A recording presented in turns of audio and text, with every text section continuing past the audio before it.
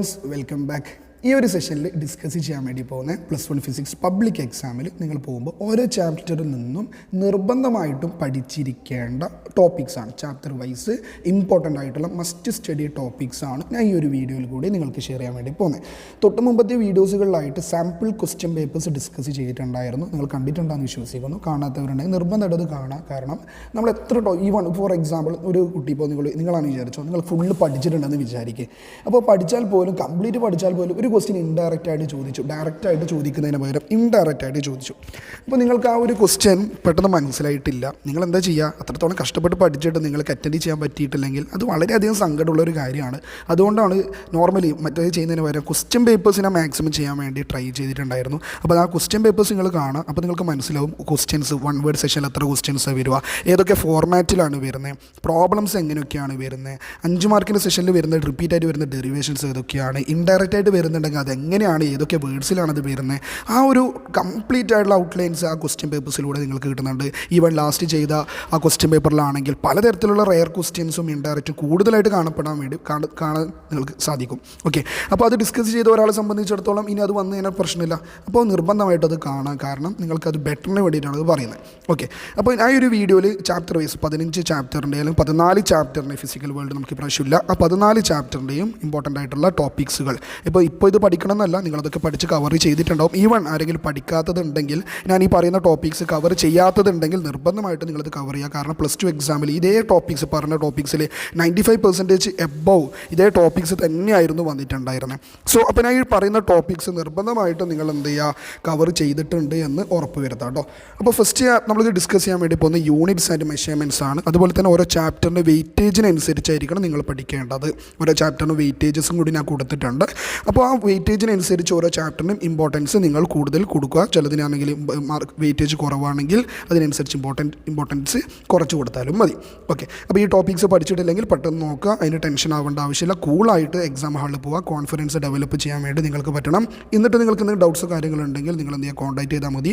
Topics vice videos already ചെയ്തിട്ടുണ്ട്. പ്ലേലിസ്റ്റിൽ check ചെയ്യാം കേട്ടോ. പെട്ടെന്ന് നമുക്ക് പറഞ്ഞു തീർക്കാം കേട്ടോ. അപ്പോൾ യൂണിറ്റ്സ് ആൻഡ് മെഷർമെൻറ്റ്സ് 5 മാർക്കിൻ്റെ ക്വസ്റ്റ്യൻ ആണ് നമുക്ക് പബ്ലിക് എക്സാമിന് എക്സ്പെക്ട് ചെയ്യാൻ വേണ്ടി പറ്റുന്നത്. അതിൽ ഇമ്പോർട്ടൻറ്റ് ടോപ്പിക്സ് നിങ്ങൾക്ക് കാണാം. പ്രിൻസിപ്പിൾ ഓഫ് ഹോമോജിനിറ്റി അല്ലെങ്കിൽ ഡയമെൻഷണൽ അനാലിസിസ് എന്ന് പറയുന്നതാണ് വളരെയധികം ഇമ്പോർട്ടൻ്റ് ആയ ടോപ്പിക്. എപ്പോഴും ചോദിക്കുന്നതാണ്. 4 മാർക്കിൻ്റെ അത് തന്നെയാണ് 4 മാർക്കിന് ചോദിക്കാൻ ചാൻസ് ഉള്ളത്. ദെൻ അതിൻ്റെ ആപ്ലിക്കേഷൻസാണ് ചെക്ക് ദ കറക്റ്റ്നെസ്സും ഡിറൈവ് ആൻഡ് ഇക്വേഷനും.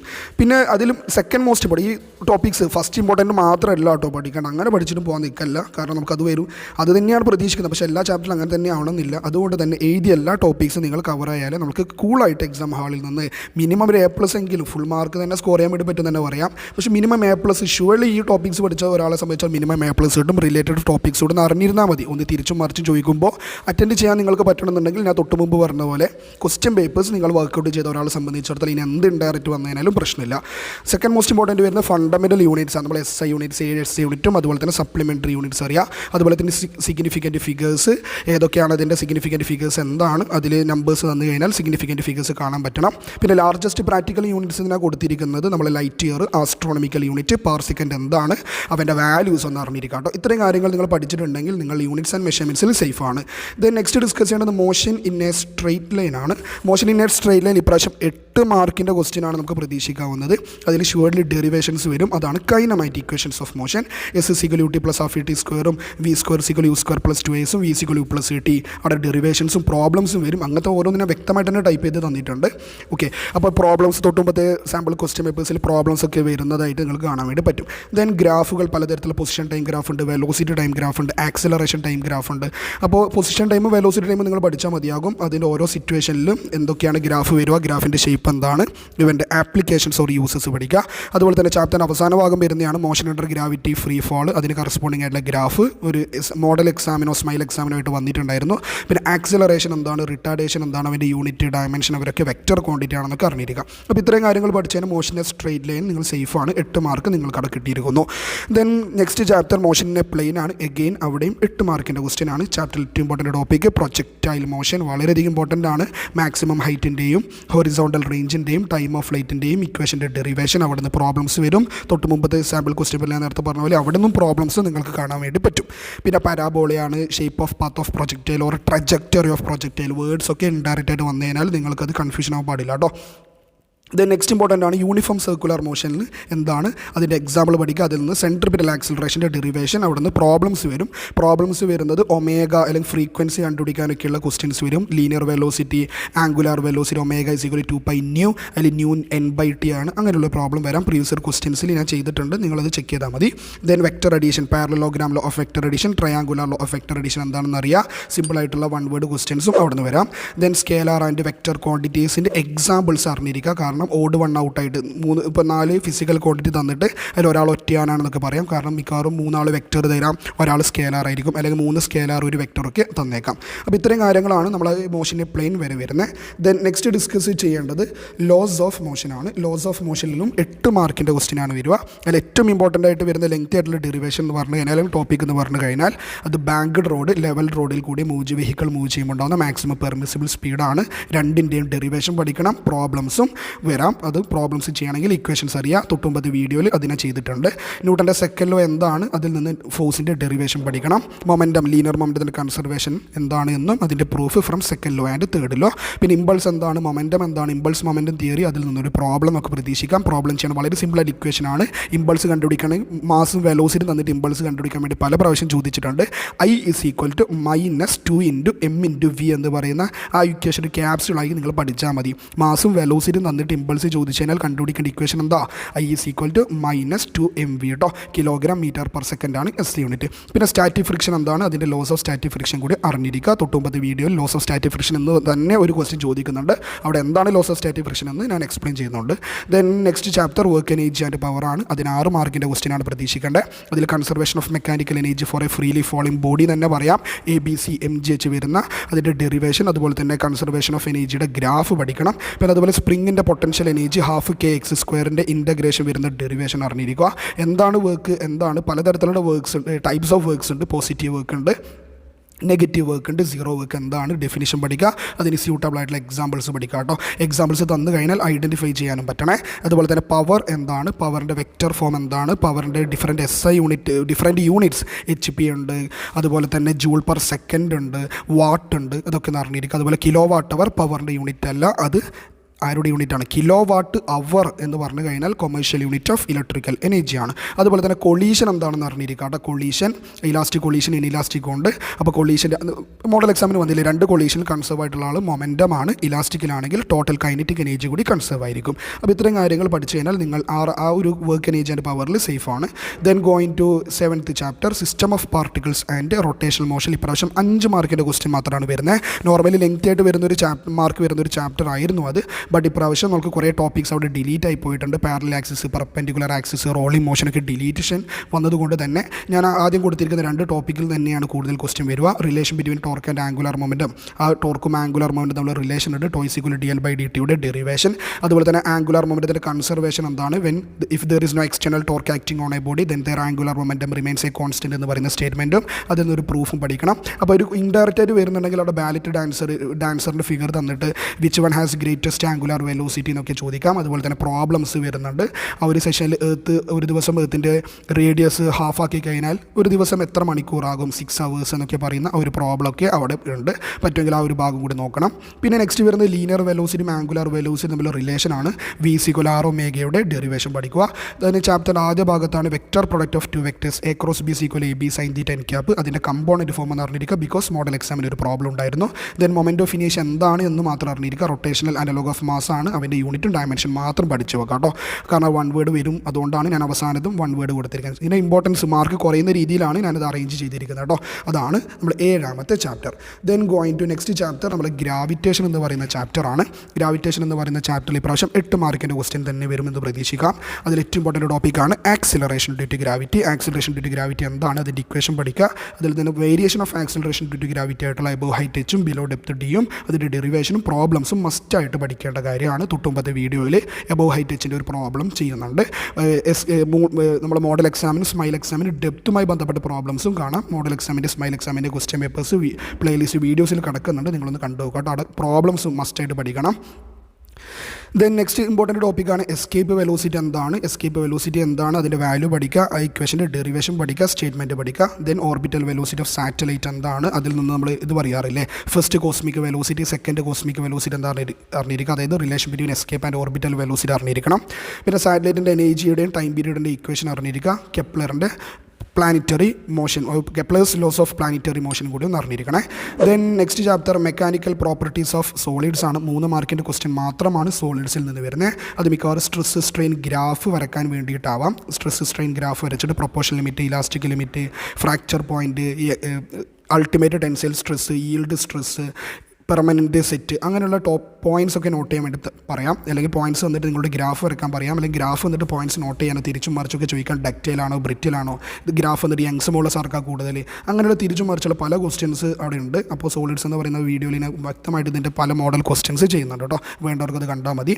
ദെൻ സെക്കൻഡ് മോസ്റ്റ് ഇമ്പോർട്ടൻറ്റ് ഹൂക്സിലോ എന്താണ്, types of modulus of elasticity എന്താണ്, Young's modulus, bulk modulus, rigidity modulus പഠിച്ചിട്ടുണ്ടാവണം. അതിൽ നിന്ന് വരുന്ന പ്രോബ്ലംസ്, യങ്സ് മോഡൽസിൻ്റെയും ബൾക്ക് മോഡൽസിൻ്റെ അവിടെ നിന്ന് പ്രോബ്ലംസ് പ്രതീക്ഷിക്കാം. ഇതിലേതെങ്കിലും ഒരു പ്രോബ്ലം വരാം.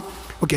ദെൻ നെക്സ്റ്റ് ഇലാസ്റ്റോമർ എന്താണ്, ഇലാസ്റ്റോമർ ഒരു ഗ്രാഫ് വരുന്നുണ്ട്, അതൊന്ന് അറിഞ്ഞിരിക്കണം. പിന്നെ അത്ര ഇമ്പോർട്ടൻ്റ് അല്ലെങ്കിൽ കൂടി ഞാൻ ഇൻക്ലൂഡ് ചെയ്തിട്ടുണ്ട് ആപ്ലിക്കേഷൻസ് ഓഫ് ഇലാസ്റ്റിസിറ്റിയിൽ വരുന്ന ബ്രിഡ്ജുമായി ബന്ധപ്പെട്ട് ബ്രിഡ്ജിൻ്റെ ബീം ഉണ്ടാക്കുമ്പോൾ ഐസ്റ്റേഷൻ ഫോമിലാണ് കാണിക്കുക, ആ ഒരു ഭാഗവും പറ്റുമെങ്കിൽ ഒന്ന് നോക്കിയേക്കണേ. Then mechanical properties of fluids, മറ്റൊരു ലെങ്തി ആയിട്ടുള്ള ചാപ്റ്ററാണ് ഫ്ലൂയിഡ്സ്. 8 മാർക്കിൻ്റെ ക്വസ്റ്റ്യൻ ആണ് ഫ്ലൂയിഡ്സിൽ നമുക്ക് പ്രതീക്ഷിക്കേണ്ടത്. അതിൽ വരുന്നതാണ് Bernoulli's principle, speed of efflux, Bernoulli's principle statement പഠിക്കണം, അതിൻ്റെ പ്രൂഫ് പഠിക്കണം. Conservation of energy in fluids എന്നാണ് ബെർണോളിസ് പ്രിൻസിപ്പിൾ അറിയുക. ഡാനിയൽ ബെർണോളിയാണ് അത് ഡെവലപ്പ് ചെയ്തിരിക്കുന്നത്. അതിൻ്റെ ഫൈനൽ ഇക്വേഷൻ വരുന്നത് ഒരു ഡെറിവേഷൻ പഠിക്കണം. അതിൻ്റെ ആപ്ലിക്കേഷൻ ആയിട്ടുള്ള speed of efflux Torricelli's law പഠിച്ചിരിക്കണേ. ദെൻ പാസ്കൽസ് ലോ എന്താണ്, അതിൽ നിന്ന് ഹൈഡ്രോളിക് ലിഫ്റ്റിൻ്റെ പ്രവർത്തനം പഠിക്കണം, വർക്കിംഗ് ഓഫ് ഹൈഡ്രോളിക് ലിഫ്റ്റ് പഠിക്കുക. അവിടുന്ന് പ്രോബ്ലംസ് പ്രതീക്ഷിക്കാം. F1/A1 = F2/A2ൻ്റെ ആ ഇക്വേഷൻ വെച്ചുള്ള പ്രോബ്ലംസും പഠിച്ചിരിക്കുക. ദെൻ ചാപ്റ്റർ അവസാന ഭാഗത്താണ് പ്രോപ്പർട്ടീസ് ഓഫ് ഫ്ലൂയിഡ്സിലാണ് വിസ്കോസിറ്റി എന്താണ്, അതിൽ നിന്ന് വരുന്ന ലോയാണ് സ്റ്റോക്സ് ലോ. അതുമായി ബന്ധപ്പെട്ട് വരുന്ന ടെർമിനൽ വെലോസിറ്റി ഇക്വേഷൻ്റെ ഡെറിവേഷൻ പഠിക്കണം. അവിടുന്ന് ഒരു പ്രോബ്ലം ചോദിക്കാറുണ്ട്, കോപ്പർ ബോൾ ഓയിലൊക്കെ പറഞ്ഞിട്ടുള്ളൊരു പ്രോബ്ലം അവിടുന്ന് വരാറുണ്ട്. പറ്റുമെങ്കിൽ ആ ഒരു ഭാഗം നോക്കാത്തവരാണെങ്കിൽ നോക്കിയിരിക്കണേ. ദെൻ ആംഗിൾ ഓഫ് കോൺടാക്റ്റ് എന്താണ്, അതിൽ നിന്ന് ക്യാപ്പിലറി റൈസ്, നമ്മൾ അക്യൂട്ട് ആംഗിൾ, ഒപ്റ്റ്യൂസ് ആംഗിൾ, അതിൽ നിന്ന് ക്യാപ്പിലറി റൈസുമായി ബന്ധപ്പെട്ട് കണക്ട് ചെയ്ത് പഠിക്കുക. H=2s cos θ/ρg. ആരെങ്കിലും ഈ ടോപ്പിക്സ് പഠിക്കാത്തുണ്ടെങ്കിൽ പെട്ടെന്ന് കവർ ചെയ്യണേ. ദെൻ സർഫേസ് ടെൻഷൻ എന്താണ്, സിമ്പിളായിട്ടുള്ള ക്വസ്റ്റ്യൻ വരാം. സർഫേസ് ടെൻഷൻ ആ sample question paper number 1 S unit of surface tension ചോദിക്കുന്നുണ്ട്, ന്യൂട്ടൺ പെർ മീറ്റർ. അതുപോലെ ഡയമെൻഷൻ കാര്യങ്ങൾ പഠിക്കുക. അതേപോലെ സർഫേസ് ടെൻഷൻ്റെ ഡയമെൻഷൻ വരുന്ന മറ്റൊരു ഫിസിക്കൽ ക്വാണ്ടിറ്റി ഉണ്ട്, അത് spring constant or force constant. ഈ പറയുന്ന കാര്യങ്ങൾക്ക് നിങ്ങൾ നോട്ട് ചെയ്ത് നോക്കണം കേട്ടോ. ഓക്കെ, അതാണ് നമ്മുടെ ഫ്ലൂയിഡ്സ് നിന്ന് വരുന്നത്. ദെൻ നെക്സ്റ്റ് ചാപ്റ്റർ എന്ന് പറഞ്ഞു കഴിഞ്ഞാൽ തെർമൽ പ്രോപ്പർട്ടീസ് ഓഫ് മാറ്റർ ആണ്. തെർമൽ പ്രോപ്പർട്ടീസ് ഓഫ് മാറ്ററിൽ നമുക്ക് 4 മാർക്കിൻ്റെ ക്വസ്റ്റിനാണ് വരിക. അതിൽ കോമൺ തിയറി ചാപ്റ്റർ ആണ്. അതിൽ നമുക്ക് modes of heat transfer, conduction, convection, റേഡിയേഷനുമായി ബന്ധപ്പെട്ട് അറിഞ്ഞിരിക്കണം. എന്താണ് കണ്ടക്ഷൻ, എന്താണ് കൺവെക്ഷൻ, എന്താണ് റേഡിയേഷൻ, അതുമായി ബന്ധപ്പെട്ട് കുറേ കോൺസെപ്ച്വൽ ക്വസ്റ്റ്യൻസ് ഉണ്ട്. കണ്ടക്ഷന് ഡിപ്പെൻഡ് ചെയ്യുന്ന ഫാക്ടേഴ്സ് എന്ന് അറിഞ്ഞിരിക്കണം. പിന്നെ നെക്സ്റ്റ് ഇമ്പോർട്ടൻറ്റ് ടോപ്പിക് എന്ന് പറഞ്ഞാൽ ടെമ്പറേച്ചർ സ്കെയിൽസ് ആണ്. സെൽഷ്യസ്, ഫാരൻഹീറ്റ്, കെൽവിൻ, ഇതിൻ്റെ കൺവേർഷൻ വരും. അതിനെയാണ് ഞാൻ പ്രോബ്ലംസ് ആയിട്ട് നോട്ട് ചെയ്തിരിക്കുന്നത്. ദെൻ നെക്സ്റ്റ് തെർമൽ എക്സ്പാൻഷൻ എന്താണ്, അതിൽ നിന്ന് anomalous expansion of water.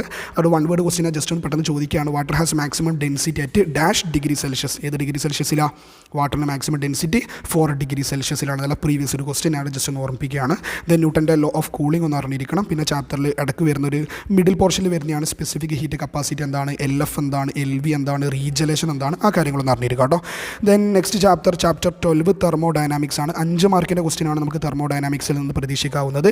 Carnot engine എന്താണ്, കാർനോട്ട് സൈക്കിൾ എന്താണ്, കാർനോട്ട് തിയറം എന്താണ്, 4 സ്റ്റെപ്സ് ഒക്കെ ഇല്ലേ, അതൊക്കെ വ്യക്തമായിട്ട് പറഞ്ഞിരിക്കണം. കാർനോട്ട് എഞ്ചിൻ്റെ വർക്കിംഗ് സബ്സ്റ്റൻസ് ഐഡിയൽ ഗ്യാസ് ആണ്. വർക്ക് ഡൺ ഡ്യൂറിങ് ഐസോതെർമൽ എന്താണ്, അതുപോലെ അഡിയാബാറ്റിക്കിൻ്റെ ഡെറിവേഷൻ പഠിച്ചിരിക്കണം.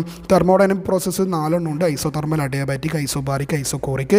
ഇവരുടെ എന്താണ് ഈ തെർമോഡൈനാമിക് പ്രോസസ്സ് എന്നും ഇവരുടെ വർക്കിൻ്റെ ഇക്വേഷനും ഡെറിവേഷൻ വരുന്ന ഐസോതെർമൽ, അഡിയാബാറ്റിക്കും തൊട്ട് മുമ്പ് പറഞ്ഞതുപോലെ നിർബന്ധമായിട്ട് ഡെറിവേഷൻ പഠിക്കുക. ഐസോകോറിക്കിനും ഐസോബാറിക്കിൻ്റെ ഇക്വേഷൻ ഓഫ് വർക്ക് നിർബന്ധമായിട്ടും പഠിച്ചിരിക്കണം. Then first law of thermodynamics എന്താണ്, അതുമായി ബന്ധപ്പെട്ട് വർക്ക് ചെയ്യുന്ന ഡിവൈസ് ആണ് ഹീറ്റ് എഞ്ചിൻ ആൻഡ് റെഫ്രിജറേറ്റർ എന്നുള്ള കാര്യം ഓർമ്മിപ്പിക്കുന്നു. ദെൻ നെക്സ്റ്റ് ചാപ്റ്റർ ആണ് chapter 13 kinetic theory of gases. ഏറ്റവും ചെറിയ മാർക്ക് ചോദിക്കുന്ന ചാപ്റ്റർ കൈനറ്റിക് തിയറി ആണ്. 2 മാർക്കിൻ്റെ ക്വസ്റ്റ്യൻ മാത്രമാണ് നമുക്ക് പ്രതീക്ഷിക്കാവുന്നത്. അതുകൊണ്ട് തന്നെ ഡെറിവേഷൻ ഉണ്ടാവില്ല എന്നാണ് എനിക്ക് മനസ്സിലാക്കാൻ പറ്റുന്നത്. Pressure of N ideal gas എന്താണ്, അതിൻ്റെ ഇക്വേഷൻ അറിഞ്ഞിരിക്കുക. അങ്ങനെ ഒരു ക്വസ്റ്റ്യൻ വന്നിട്ടുണ്ടായിരുന്നു.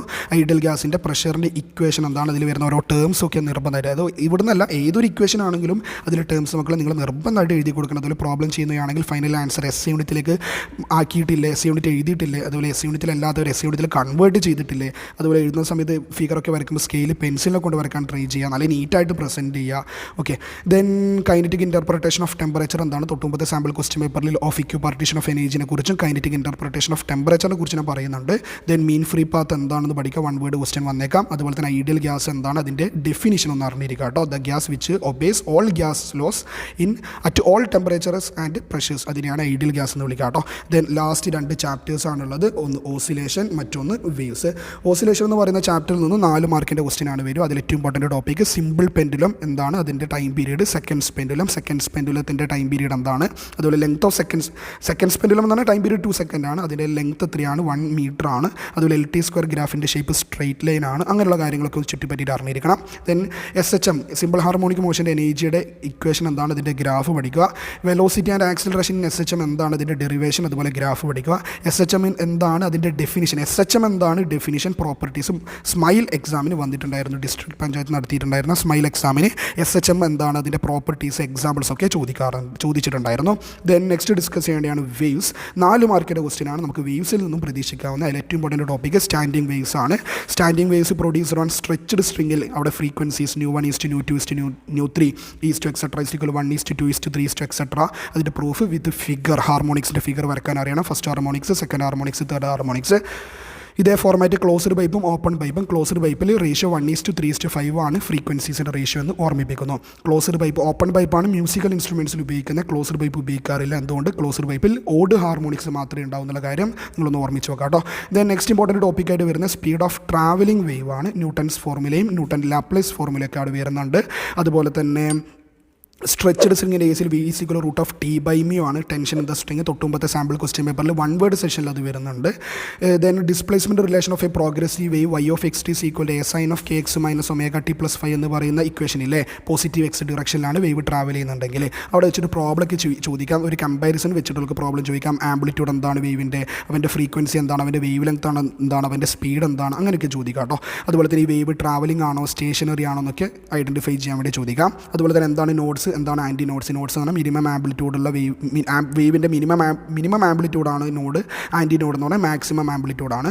അതുപോലെ തന്നെ ആ ഫിഗർ ഒന്ന് നോട്ട് ചെയ്യാൻ വേണ്ടി മാത്രമേ അറിഞ്ഞെടുക്കേണ്ടത്, വേറെ ഡെഫിനേഷനോ സ്റ്റേറ്റ്മെൻറ്റോ അല്ലെങ്കിൽ ഡെറിവേഷനൊന്നും അവിടെ വേണ്ട.